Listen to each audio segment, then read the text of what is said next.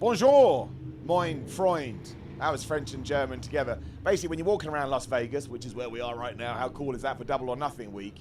You have like different hotels. One is Paris. Is there a German one, Phil? There's not a German one, is there? There should be a Berlin. Phil and I are going to make the Berlin. Anyway, that's not what we're talking about today.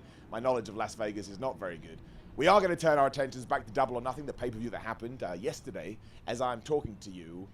Let's start with the good stuff, right? You can check it out on What Culture right now. We've got the video. It's called What Happened After Double or Nothing.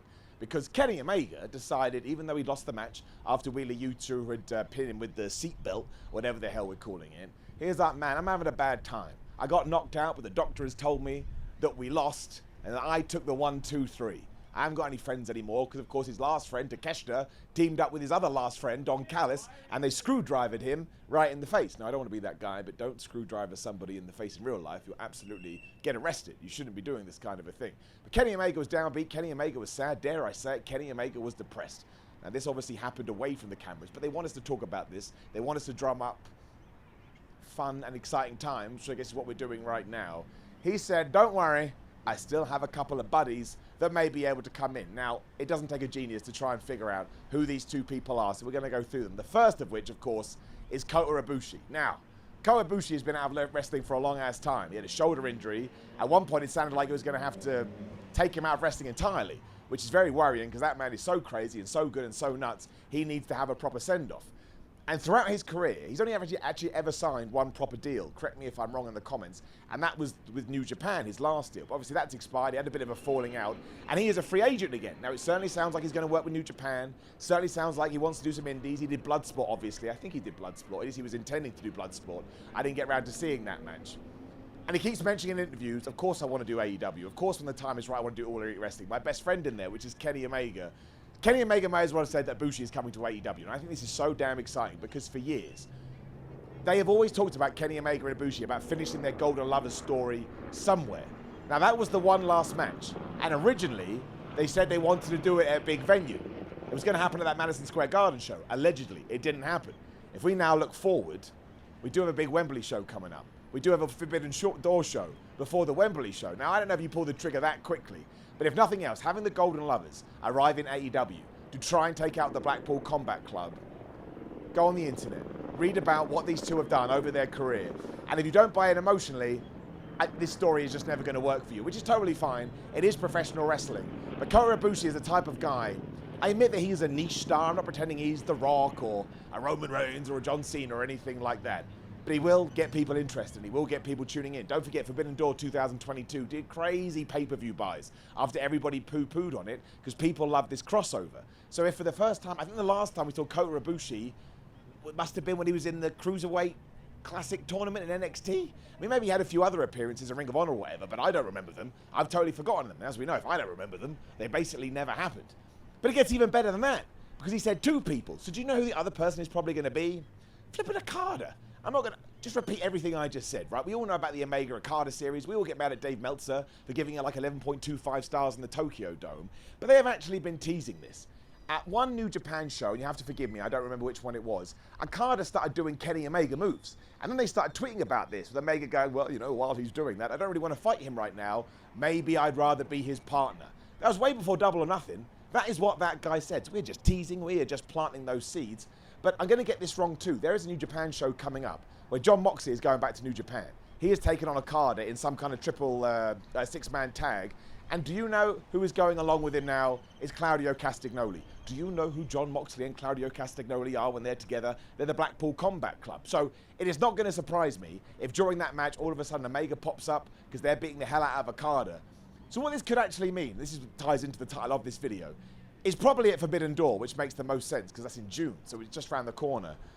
There's so many different facets that it could be.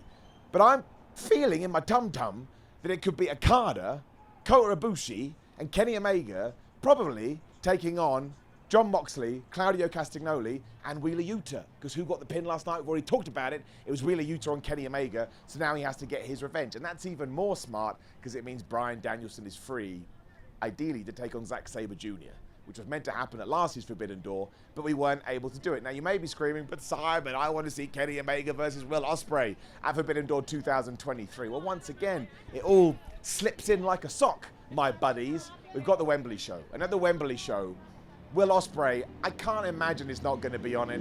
He's a superstar within his own right, within the world of wrestling. But obviously, he is from the United Kingdom. He is from Essex. If you want to say that right now he is England's greatest import when it comes to pro wrestling, I think you'd be hard pushed to argue it. So if you do want to do round 2 between Kenny Omega and Will Osprey in front of, allegedly Will Osprey's home crowd, you can do it there, man. In front of, 70,000 people going crazy? Do you remember what they did at the Tokyo Dome for Wrestle Kingdom back in January? We all thought they were going to die.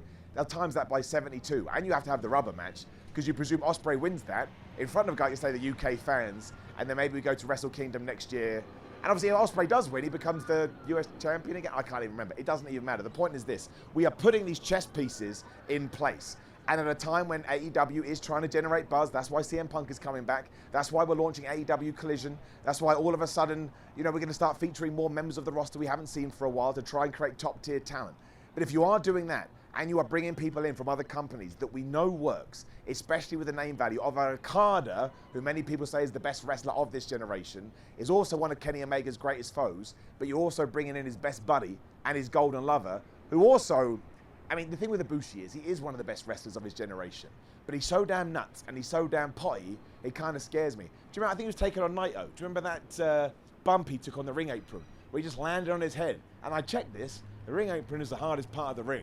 So that guy is totally potty. So I think everyone should be pretty damn pumped about this. I know I'm pumped about this. And Kenny Omega didn't say that for fun. Kenny Omega said that because he wants to plant that seed in your head. He wants to break the fourth wall. He wants you to know before anybody else knows that Okada and Ibushi are coming into the company. And I don't think that AEW is the type that would tease you and then pull a fast one, because then I think you would be upset. And after what we did at Anarchy in the Arena, I had picked the Elite to win because I thought Hangman and Omega needed their moment, which we did get. It was so damn emotional. It was so damn good. But I thought getting the win, they could kind of then splinter off after doing away with the BCC to go after singles titles. But now the feud must continue.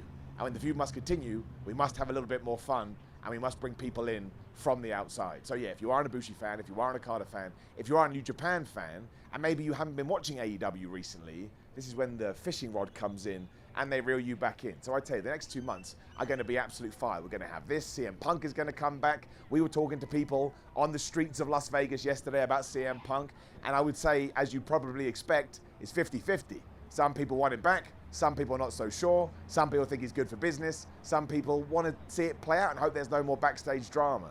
But I want AEW to do well. I want the buzz to get back to where it was. I want them to sell out buildings. I want them to sell as many pay-per-views as possible. And I want them to be able to feature as many wrestlers as we actually can. Same with WWE, Ring of Honor, Impact, New Japan that we've talked about. I just want wrestling to do well.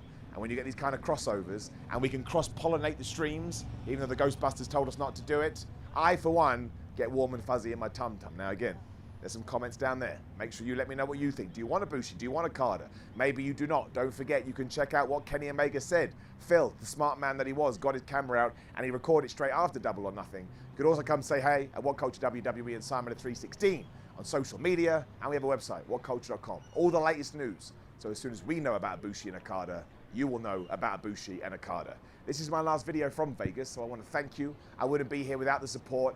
Thank you for all the craziness at Double or Nothing ups and downs yesterday, which you can always check out on the channel.